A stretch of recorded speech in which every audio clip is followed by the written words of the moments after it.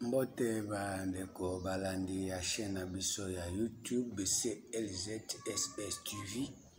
Tozana esengo ya kozala na bino na kati ya chaîne biso pona kolobela bino makambo etali bonzambe na kati ya 3e testament. Ozo permettre biso na bino tokutana pona koluka kokota na kati ya makambo ya bonzambe. Puisque jusque là moto atamoko atikala kokota na makambo ya bonzambe te po makambo ya bonzambe eza makambo na biso te, eza makambo oyo nzambe yende ayebi yende alingi, soki alingi nde tokokota, mais soki aboyi tokokota pe te. Yango wana nazosenga na bino bozwa ba bible na bino botia na mesa, bozwa bout de papier, bozwa même cahier, botia bic stylo, bo simba de façon que makambo na banda koloba bo banda ko vérifier na kati ya bible pona ko confirmer que eza makambo ya nzambe. Po eloko ekoki kolakisa biso makambo nazo beza ya nzambe eza ka bible bandeko balingami kati na nkolo. Yango wana nazosenga na bino bato bozolanda ngai na ngonga oyo bomitika nano toyoka nano makambo ya nzambe. Puisque nzambe na kati na makanisi na ye azoloba na mukanda ya Esaïe 55 verset 6 elobi boye. Esaïe 55 verset 6. Yo pe okoki ko vivre makambo nazo basoko zolanda makambo oyo ozotanga pe Bible. Cherchez l'Éternel pendant qu'il se trouve. Invoquez-le tandis qu'il est prêt. Que les méchants abandonnent sa voie et l'homme d'iniquité ses pensées. Et l'homme d'iniquité ses pensées. Qu'il retourne à l'Éternel qui aura pitié de lui. Tozongela nzambe bandeko balingami kati na nkolo akoyokela ba oyo nyonso baza na ba iniquité batika ba makanisi na bango ya iniquité bazongela nzambe oyo aza éternel ye nzambe wana akotika te kolimbisa biso. Et notre Dieu qui ne se laisse pas de pardonner akolimbisa bandeko balingami kati na nkolo. Alors, Bible, car mes pensées ne sont pas vos pensées et mes voix ne sont pas vos voix, dit l'Éternel. Dit l'Éternel. Makanisi na biso eza ya yete. Ba pensée na biso banzela na biso eza ya yete. Bandeko balingami kati na nkolo. Yango moni tozomemela bino 3e testament puisque na 1er testament tozali na makanisi na biso. Na 2e testament tozaki na makanisi na biso. Mais na 3e testament eza su makanisi na biso te, eza makanisi ya éternité. Yango wana tango makanisi ya éternité ezoya esengeli koluka nani chercher, balobi chercher l'Éternel. Po soki tokina mukanda ya acte 14 verset 16 elobi boye. Acte 14 16. Non, acte de Jean 14 16. Jean 14 16 elobi boye. Yo muto zotanga Bible oza muto esengo. Po Bible oyo soko tangi yango te oza muto esengo te. Et moi, je prierai le Père et il vous donnera un autre consolateur afin qu'il demeure éternellement avec vous. Cherchez l'Éternel. Jésus a dit nako bondela poete batinda bino consolateur mosusu oya kufanda na bino éternellement. Jésus a dit que l'importance est éternelle. Makambo eumela libela na libela eza très important. Yango moni biso tango toyembaka kumama lelo libela kumama nzambe kumama lelo libela kumama nzambe kumama lelo libela toyembaka ngo na tina parce que soki tokoti na makambo ya éternité akokumisama na ye libela na libela. Tobande suko kumisa nzambe ya kondambu te, ya kokata kata te, ya kozala kumisa nzambe ere oyo ere moko tiki okumisa nzambe moma ozwi mbongo moma ozangi okumisa ete non obando okumisa ozwa te olia te topambwa mopambwa mate okumisa libera na libera puisque okota na makambo ya eternité bandeko balinga mikati na nkolo yango tozoyebisa bino abi l'esprit de vérité que le monde ne peut recevoir esprit wana éternité moto aza na mokili moto aza na monde akoki jamais ko recevoir yango moni ntango bozoboya 3e testament il faut koyeba kosidentifier yo oza wapi ntango ozoboya 3e testament oza wapi oza na mokili puisque jamais soki oza na mokili okozwa yango koyamba yango mpe te okolinga yango mpe te mpo oza na monde comment ozolinga esprit nini mpo ezelakisaki yo oza na monde mpo soki oza na monde tokoyeba yo à partir ya 1 Jean 4 lobi boye 1 Jean 4 verset 4. Vous, petits enfants, vous êtes de Dieu et vous l'avez vécu parce que celui qui est en vous est plus grand que celui qui est dans le monde. Bango bazar ya monde, ba recevoir esprit de vérité te. Bango bazar na monde ba kolinga ko recevoir esprit de vérité te. Vous, petits enfants, bon, si vous motoyo oza mwana muke. Malgré mandefu, malgré ba veste, malgré ba français, malgré otanga mingi, mais oza mwana muke. Parce que na kati ya bonzambe, mukolo azalaka te, tozaka bana. Po mwana ndai ba ko se soumettre. So oza mukolo ko se soumettre te, or pour que éternel, il faut se soumettre na oza makambo éternité. Vous petits enfants, vous êtes de Dieu et vous l'avez vécu parce que celui qui est en vous est plus grand que celui qui est dans le monde. Et ils sont du monde. Bango baza ya mukili. Bato baza na mukili. Bango bakolinga makambo ya 3e testament te. Bakolinga makambo ya 1er testament oyo ezali ya Moïse, bakolinga makambo ya 2e testament oyo ezali ya Jésus. Mais soko memeli bango makambo eza ya Melchisedec, sacrificateur de Dieu très haut. Muto atamuka kolinga ngo te. Puisque yazo sacrifier biloko ya likolo. Bato baza siko na 1e alliance balingi biloko terrestre. Bato baza na 2e alliance 2e testament balingi biloko céleste, mais awa 3e testament to mema biloko alikolo tezali na biloko terrestre éternité ezali na biloko éternité ezali vie passagère, vie mondaine, vie diabolique. Diable peut matisa na niveau ya ciel na niveau céleste de façon que ala kisoba noso ezana se ya mabele o ezana se ya putulu o ezana se ya o eza terre. Tango akolakisa yo po ndimi olobi wi na ndimi mbala moko fukamelie yango wana ozomona lelo bato ebele bafukama ya diable bosaba babondeli ya milai diable pe azopesa po apesaka tanga na mkanda ya Jean ya Matthieu 4 so tanga na Matthieu 4 diable amemaki Jésus ya matisi atikaki na sete ya matisi na dimension ya likolo alakisi ba royaume terrestre alakisi makambo ya terre à terre abitara biloko so kufukamenga na opesa yo Jésus aboyaki. Mais tous les chrétiens, tous les bateaux bazo sambela lelo yo za chrétien musulman tankimangiste catholique bazo kolandela Jésus te mais kolbaka Jésus na monoko mais par rapport na ndenge Jésus azai ko s'abstenir na biloko ya satana bazai ko s'abstenir na bazo ko s'abstenir na ngote. Or biso il faut senge to landa image ya Jésus. So Jésus aboye eloko pourquoi yo salela ngo bande ko balinga mikati na nkolo. Il faut tous à exemple na biso za Jésus.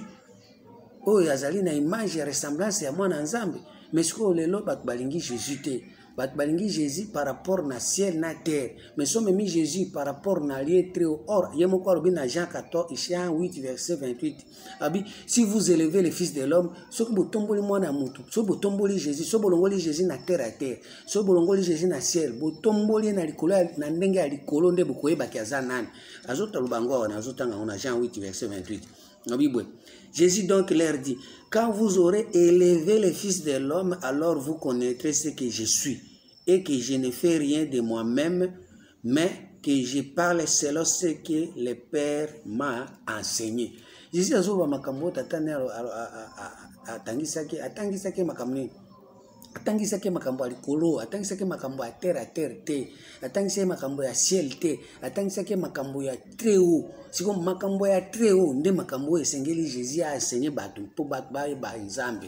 Mais bato balingi makambo ya très haut te, bato balingi makambo terrestre. Otangi Bible olobi ba histoire, otangi Bible olobi makambo ya mboka, otangi Bible olobi makambo ya coutume, otangi Bible olobi pensée humaine, otangi or biso Bible ezosenga na biso toluka nde éternel, makambo eza na éternité na kati balinga mikati na nkolo. Siko pourquoi tozoboya nzambe? Parce que toza na kati ya monde, bao baza na monde bakondima jamais kozwa esprit de vérité. Parce que bayebi yango te pe bakoyeba pe yango te. Jésus pe akangi arobi bakoyeba pe te. Et ils sont du monde, c'est pourquoi ils parlent d'après le monde et le monde les écoute. Nous sommes de Dieu. Celui qui connaît Dieu nous écoute, celui qui n'est pas de Dieu ne nous écoute pas. C'est par là que nous connaissons l'esprit de la vérité et l'esprit de l'erreur. Bandeko nangai. Bato baza koloba selon monde, baza pen esprit. Mais eza esprit ya erreur.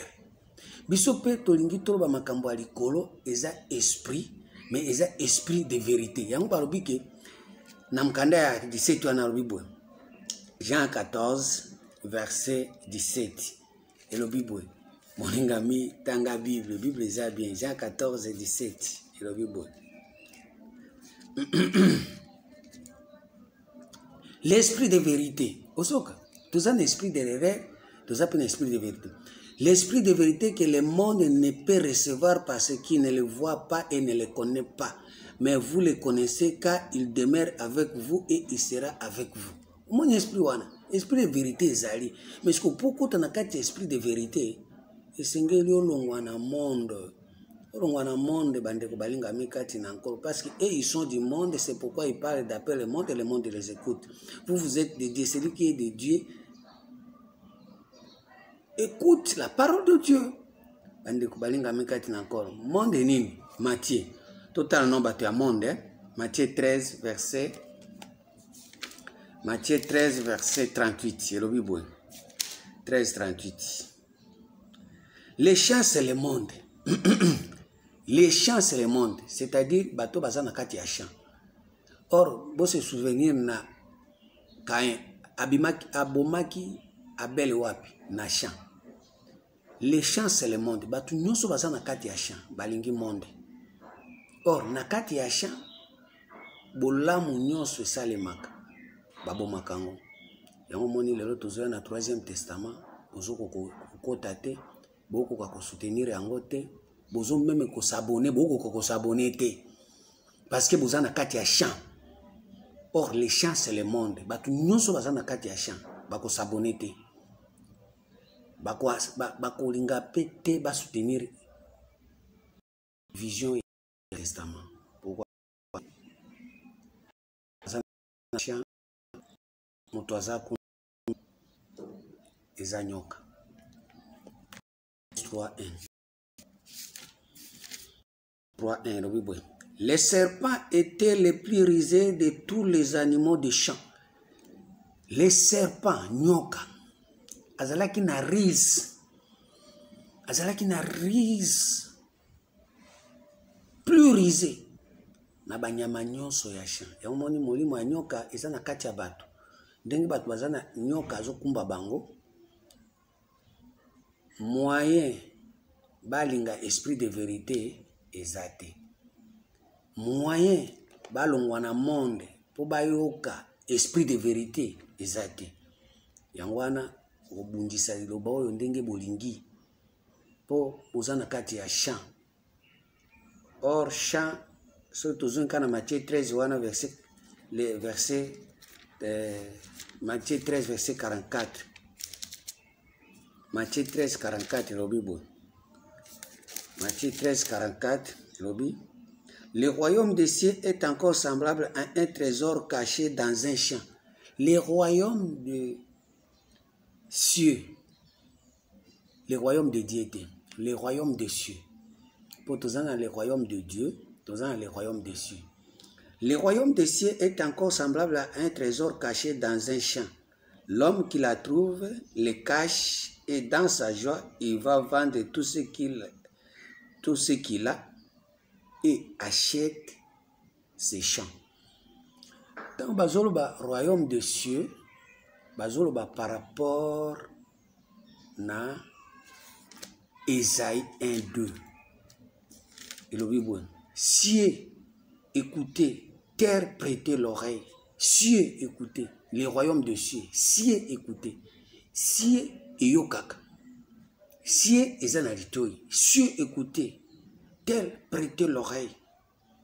Car l'Éternel parle. Or, les royaumes des cieux, ezali semblable à un trésor caché. Le trésor au babombiwana, par rapport à cieux, par rapport à écoute, par rapport à entendement, au que parole à vérité, esprit de vérité, et bombani na kati ya champ, où ils ont permettre de trésor, où ils bombani na kati ya cieux, na kati ya yokeli, et yokana. Pourquoi? Parce que royaume des cieux et bombani na champ, mutunyo soaza na champ, alingi monde. Monde sikoyo azolinga yo kamakambo par rapport na monde.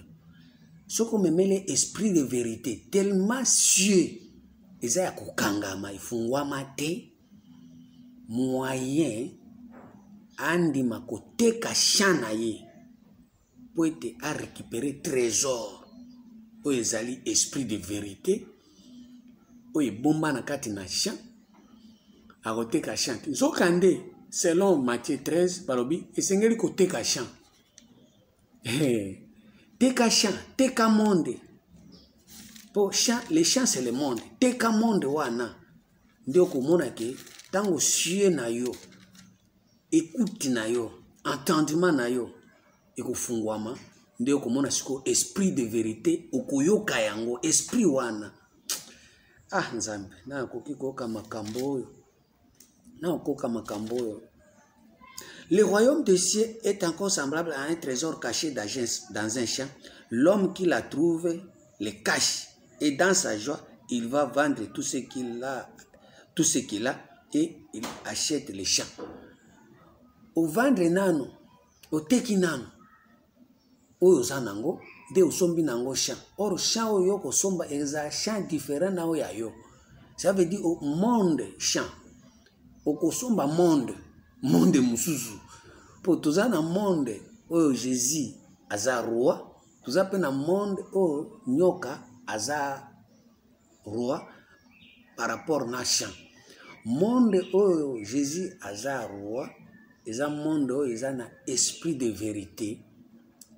Mais monde ya diable eza na esprit d'erreur. Yango wana lelo batu balingi esprit de vérité te balingi batikala kaka na esprit d'erreur. Or soki toke na Jean 16 verset 13. Jean 16 13 elobi boye. Moninga mi tika Bible eloba. Koyebisanga ba prophétie lokuta nzambe alobi zamba zoba na nzela ya Bible na ye. Mukanda na ye. Jean 16 13 elobi boye. Quand le consolateur sera venu, l'esprit de vérité, il vous conduira dans toute la vérité. Esprit de vérité, ba oyo ba longwe ba teki champ na bango, ba jusikoyo monde na bango champ ya sika, ba koti susiko esprit de vérité. À ce moment-là, les consolateurs aïe. Akoya pourquoi? Akoya parce que bolongoli na esprit d'erreur, bokotisko na esprit de vérité. Or, tant bokota na esprit de vérité kolakisa bino makambo nyonso. Abiboy. Quand le consolateur sera venu, l'esprit de vérité, il vous conduira dans toute la vérité. Est-ce que makambo nazoloba nazozwango wapi na ba brochure oto nazo na Bible? Il vous conduira dans toute la vérité, car il ne parlera pas de lui-même, mais il dira tout ce qu'il aura attendu et il vous annoncera des choses à venir. Troisième testament, les choses à venir. Troisième testament. Présent. Deuxième. Les choses passées, c'est le premier testament. Présent, c'est les choses à venir, c'est le troisième. Or, le troisième testament, c'est esprit de vérité. Ozali kuya poete elongola yo na kati ya maboko ya champ ozali monde emema yo sikoyo na kati ya champ mosusu oyo Jésus alingi a créé sikoyo à partir ya troisième testament asala monde na ye. Jésus asala monde na ye. Monde ya Jésus ezali Jean 18 verset 36. Mon royaume n'est pas de ce monde, répondit Jésus. Si mon royaume était de ce monde, mes serviteurs auraient combattu pour moi afin que je ne fisse pas livré aux Juifs. Mais maintenant, mon royaume n'est pas d'ici bas. Tu vois, mon royaume n'est pas de ce monde. Quel monde? Monde et achan, oyo, Caïn, azali, nango, oyo, nyoka, fanda, esprit, oyo, ezo, yapona ko séduire. Balobi, les serpents étaient le plus risé de tous les animaux des champs. Or, nakati na champ serpent de azali, azali monde ya erreur. Si vous avez kota na monde ya vérité et bandi na création, Genèse 1:1. Au commencement, Dieu créa le cieux, entendement. Cieux wana, ezana. Eyokeli, le royaume de cieux. Tant bazoba le royaume de cieux, elingi krobanini. Eyokeli ya bokonzi. Eyokeli ya bo santu. Dieu créa le cieux. Nzambe akeli entendement.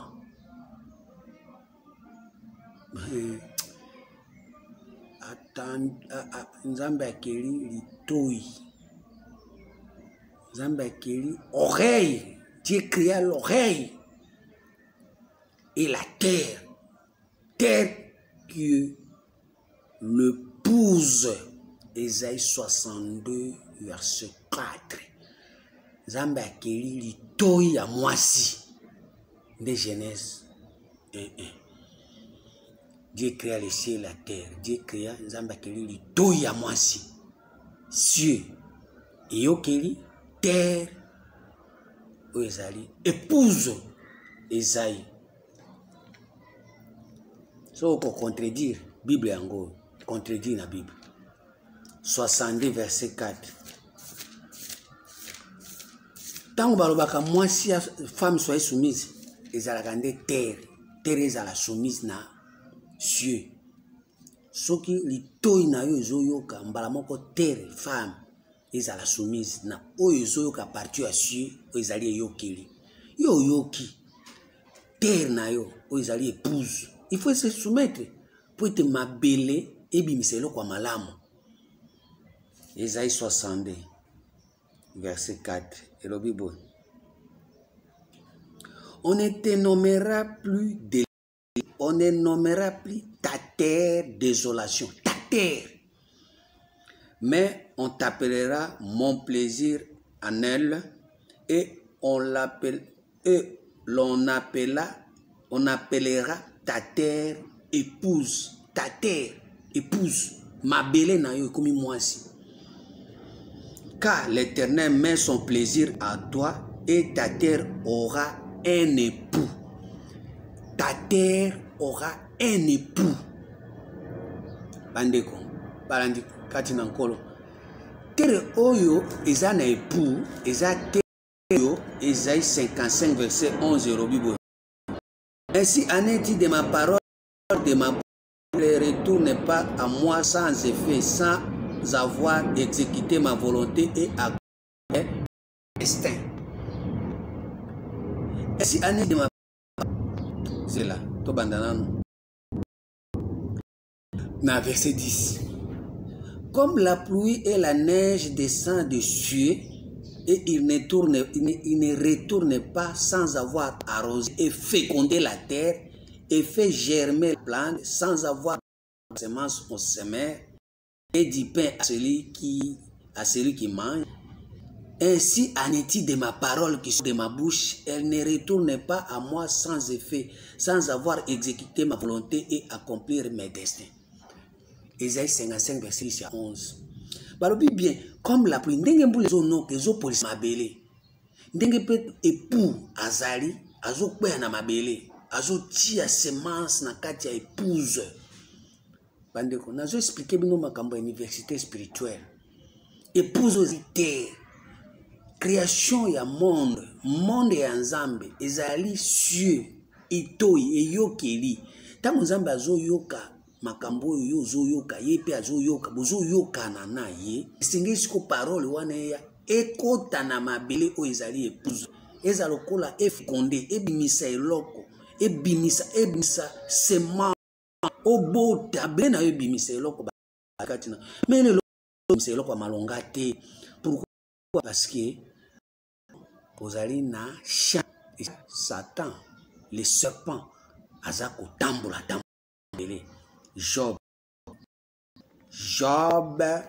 1:6 mabele nyonso oyo lelo tozomona ezwa kozwa semesite yoka Job alobi yango boye.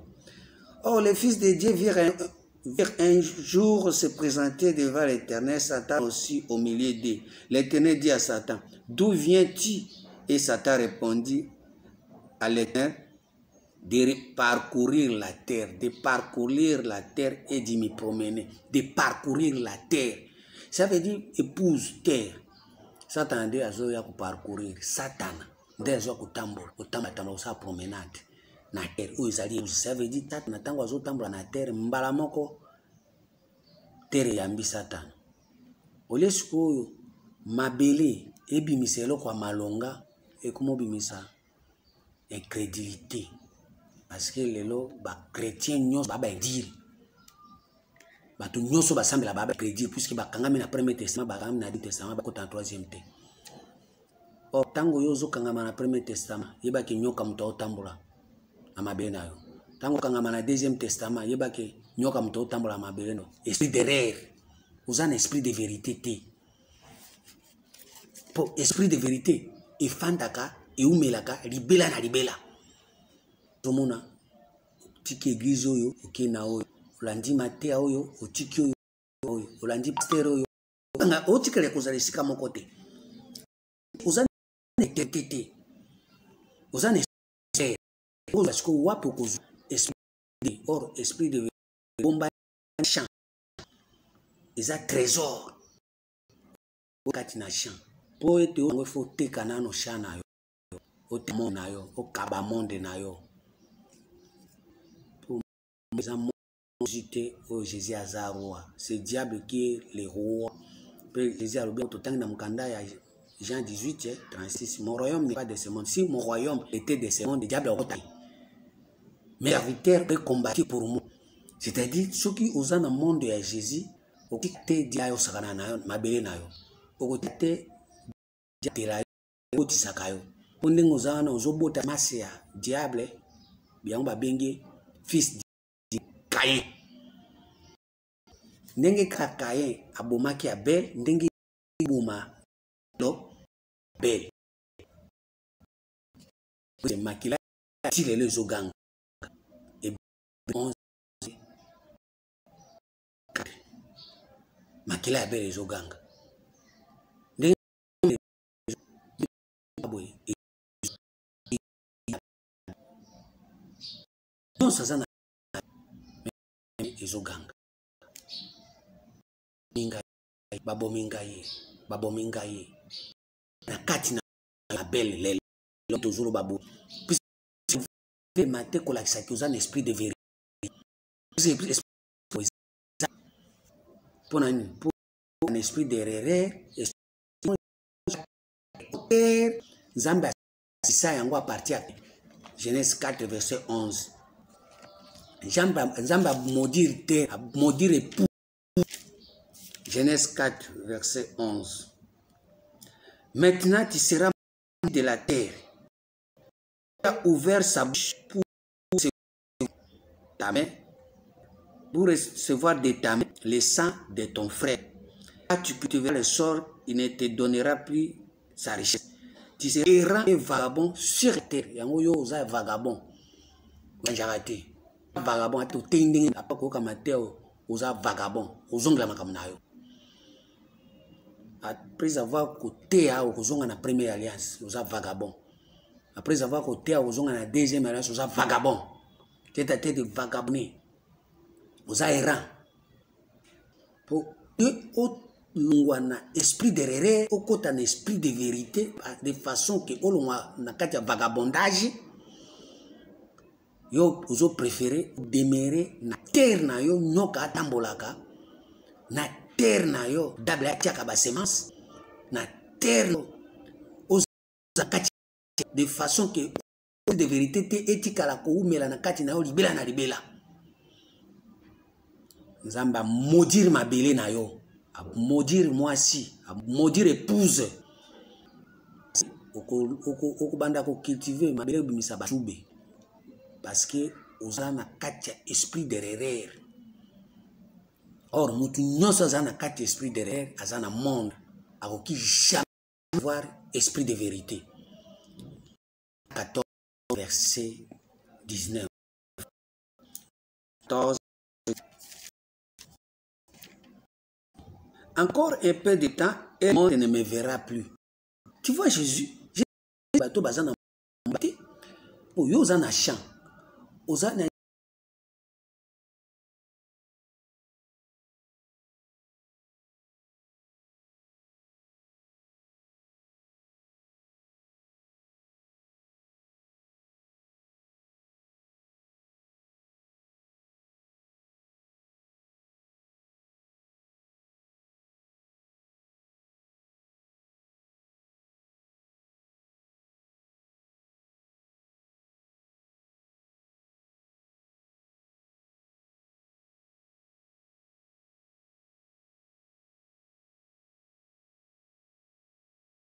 Banzambe balobela makambo ya Premier Testament.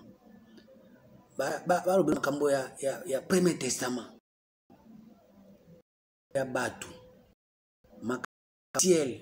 Mais ozo un esprit de nalié très ozo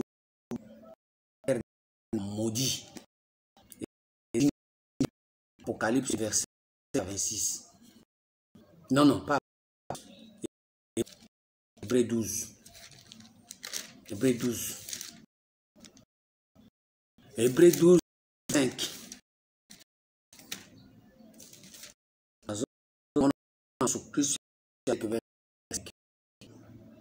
Gardez vos refusez de celui qui, car ceux qui va échapper, de refuser parle. Car si c'est non pas qui refuse d'entendre celui qui publie oracle. Oracle.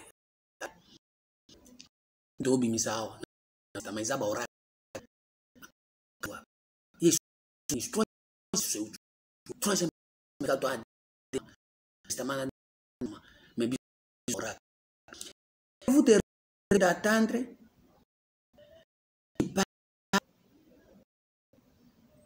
celui qui c'est là et qui rêve d'atteindre des pressions.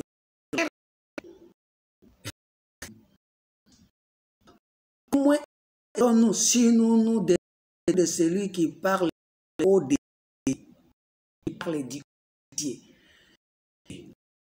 et yo mais biso to kolo ya yo keli ça veut dire azolo ça veut dire ezo kolo bali kolo bana koboya koyoka mutu wana yaki makambo yo bani likolo oui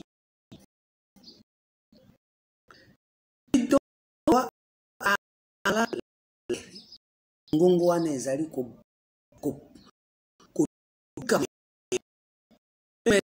a fait promis une fois. Embrarere non les ozomo ngami na biloko ba mabe na ko sona ya ciel le kango pour Jésus ndaki na mapa likoloti mapa ya ciel le pain du ciel de Jésus to bomaye to bizabino to maboye na bino buliroba ya bino ya ba Jésus wana à partir du 3e testament puis yango eza 2e testament 2e alliance to bomayango pour euti wapi na ciel biso tozoba makambo ya likolo makambo ya 3e testament mais ce que yozo ya ko refuser to buka yango samba zaka na ciel te Psaume 113 zwa image au tindela ngo pasteur na Psaume 113 verset 3 du lever du soleil jusqu'à son couchant, que le nom de l'Éternel soit célébré, pas le nom de Dieu, pas le nom des prophètes, pas le nom de Mbikoudi, pas le nom de magicien, pas le nom de votre pasteur. Du lever du soleil jusqu'à son couchant. Oui, puis le soleil est à la cape, il est dans le ciel. À ta sorte qui moye bimi, même à ta moye lari, batu nyonso bazana kati ya ciel wana. Bikela nyonso za na ciel wana. Que le nom de l'Éternel soit célébré. Batu va célébrer l'Éternel. Cherchez l'Éternel pendant qu'il se trouve. Invoquez-le tandis qu'il est prêt. L'Éternel est élevé au-dessous de toutes les nations et sa gloire est au-dessous des cieux. Sa gloire est au-dessous des cieux. Gloire naye ezali kolo ya cieux. Gloire naye ezali kolo ya litoi. Gloire naye ezali kolo ya yokeli, ya entendement. Gloire naye. Parce que cieux et yokaka. Tout ce que mukanda ya Esaïe 1 verset 9. Même ce que dans Deutéronome 32 verset 1 à 2. L'Éternel est élevé au-dessus de toutes les nations. Sa gloire est au-dessus des cieux. Qui est semblable à l'Éternel, notre Dieu? Il a sa demeure en haut. Il n'a pas sa demeure en bas sur la terre. Quelle terre épouse? Yo zamwasi ya Yesu. Mais demeure nae, afanda kawana te. L'Éternel demeure kawana te. Il abaisse les regards sur le ciel et sur la terre. Azotala siko eyo keri na mwasi. Azotala eyo keri na épouse. De la poussière, il retire les pauvres, du fumier, il rêve l'indigent. Binonyo sobozana c'est na poussière. Siko na kati ya poussière, azo retire ka ba pauvre, bato bazanga eloko. Yo sokomi na eloko ebele oyebi mingi, otambola mingi, otanga ba français bere. Ozana terre à terre, ozana poussière. Ça la makaso za la pauvre. Errer les pauvres en esprit. Siko yo za pauvreté. Oza Nicodème, oza riche, oyebi mingi, otanga mingi, ba français bere makambo kili. Mais ce qui a coûté mutu épouse na terre, na poussière, a retiré ande ba pauvre. Yango na olo ba bozala ba mike, pour moi amuka zaka na pauvre. Soko mukolo oyebi mingi, okoma pauvreté. Lelo tozoluka ba obaza ba pauvre, pour être nzambe a retiré bango na poussière. Psaume 5 verset 14.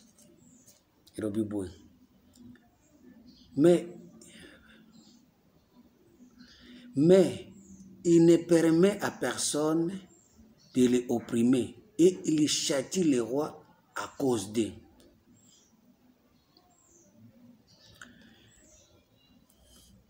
Mais il ne permet à personne de l'opprimer et il châtie les rois à cause d'eux. Banani wana na tanga na banana 12. Il était alors peu nombreux, très peu nombreux et étrangers dans le pays. Et il allait d'une nation à l'autre et un royaume vers un autre peuple. Mais il ne permit à personne de l'opprimer et il châtie les rois à cause d'eux. Ne touchez pas à mes oins. Au moins, c'est pas pauvre. Soko ye okuta bango baza ba pauvre mais so luki bango okuta bango ba mafuta ba pauvre bazandi na mafuta pauvre veuve alobi nini nazana eloko te mais naka na mulangika ya mafuta ba pauvre baza mafuta yango moni bible ezolo baboye likolo ya muto aza na mafuta, muto aza oin ya Nzambe. Na kati na ye, eza na esprit ya vérité. Nzambe akochatie ba nation. Ba kochatie ba nation ndeni, Mateo compliqué yo vi. Po yo za na ba nation ebele, Mateo compliqué yo vi. Po ete mafuta na yo wana ba yamdula ngo. Ba wendre yo solo. Po ete okota na 3e testament. Yango moni Bible zo basiko, ne touchez pas à mes oins et ne fais pas mal à mes prophètes. Il appelait sur le pays la famine. Oli akamingi. Oza na biloko. Mais au moins biloko esili. Tangi Bible vous comprendre souté. Parce que oza oin ya Nzambe. So moni ndenge na te yawa ozo comprendre souté. Yeba que oza oin ya Nzambe. Parce que bazangi shondenge ya kolia. Lucas kokota na 3e testament pour banda kolia. Pona minute to kati bare panyo sozo ozolia kawana tangi bi bosali buzoba ya première alliance. O tangi bi bosali buzoba ya deuxième alliance to kati bare pa wana. Il appela il appela sur le pays la famine et coupa tout moyen de subsistance.